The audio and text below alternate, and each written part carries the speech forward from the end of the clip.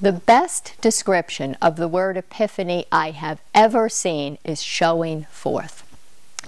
And I was thinking that that's what the star is about. That's what light is about. It shows us something.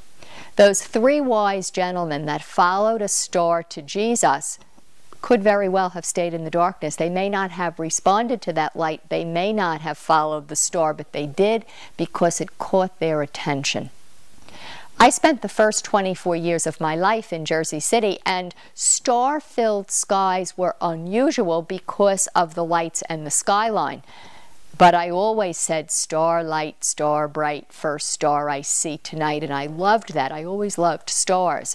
2 years ago, I had the opportunity to go to a workshop in Tucson, and one of the evenings, I stood and looked up at the sky, and it was phenomenal. It was a pitch black sky filled with stars, and they absolutely captured my attention because they showed me light that I had never seen before. And it reminded me of St. Dominic, the founder of the Dominican order, who in 1206 on a hilltop in the south of France was asking God for a sign, or as we say, a xanadu, about where he should open his first foundation of Dominicans. And the hilltop that he stood on has a spectacular view. For 3 evenings in a row, the sun hovered over a certain place below, and he took that as his sign. But I'm conscious of the fact there was brightness and light attached to that sign. He didn't stay in the dark by himself. He stood and he looked at light. And I love that image.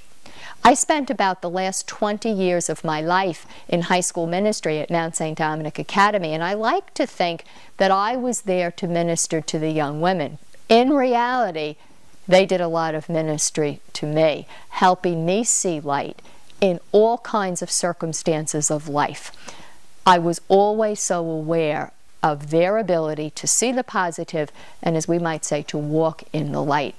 When we talk about life, or if we talk about vocation, I think it simply means following the light to lead you to where you're supposed to be in your life. So whether you're meant to be a Dominican or a tap dancer or a lawyer or a whatever, I think it's important that you focus on the light and follow it, because that's how God reveals God's plan for us.